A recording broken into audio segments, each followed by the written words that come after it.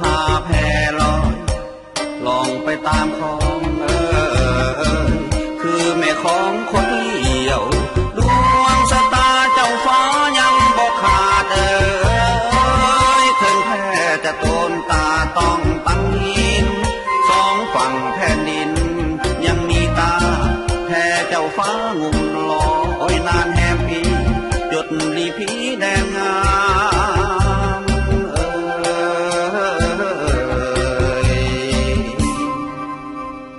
พุทธัง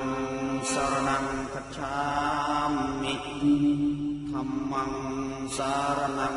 คัจฉามิสังฆังสรณังคัจฉามิ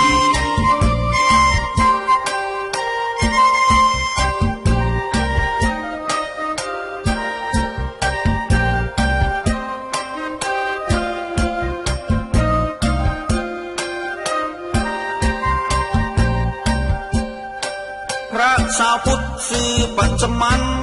ผู้แจ้งเห็นทันอันแผ่ลอยสงสารเจ้าฟ้า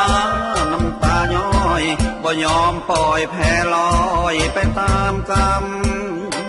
เห็นญาติโยมสมพระกุมารหน้าตาสื่นบานรูปงามคำถามไถ่ไปมา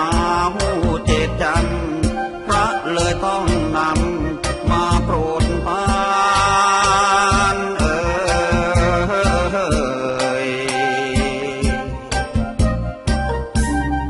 ธัมสรณังคัจฉามิธัมมังสรณังคัจฉามิสังฆังสรณังคัจฉามิ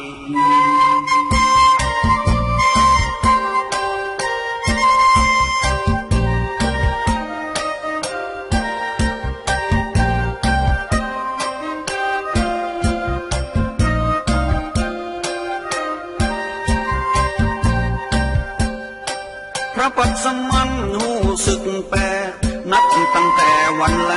กเห็นพระกุมารแววตาเป็นเจ้าเข้าตำนานเสลียวสลาดเกินงานสำนานเกินคนในระหว่างทำเรียนศึกษาสอนศิษย์วิชาเจ้าฟ้าอดทน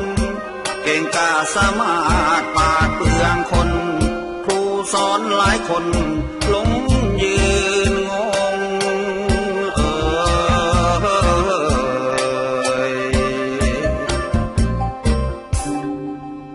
พุทธังสรณังคัจฉามิธัมมังสรณังคัจฉามิสังฆังส